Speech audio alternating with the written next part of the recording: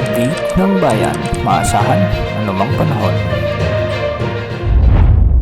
Magandang araw po sa ating lahat. Ngayon ay araw ng Linggo, May 18, 2025 at narito na ang latest update sa lagay ng ating panahon. Sa kasalukuyan ay patuloy na umiiral ang Intertropical Convergence Zone sa malaking bahagi ng Mindanao, ang Eastern Visayas at Palawan, samantalang easterlies ang nakakaapekto naman sa nalalabing bahagi ng ating bansa.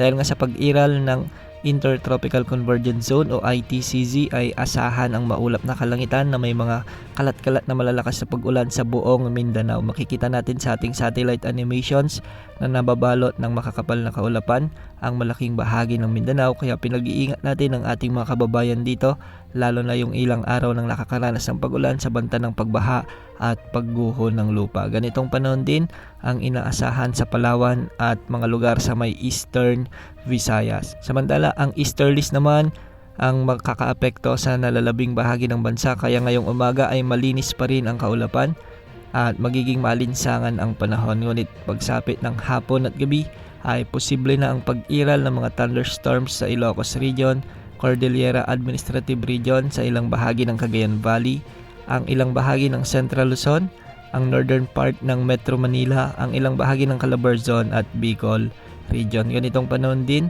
ang posibleng maranasan sa nalalabing bahagi ng Mimaropa.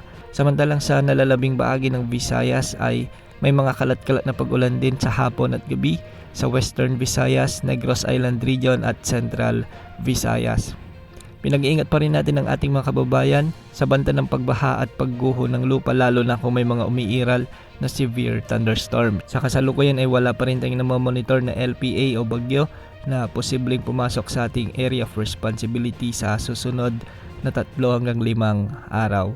Wala ring nakatas na gale warning sa anumang baybaying sakop ng ating bansa.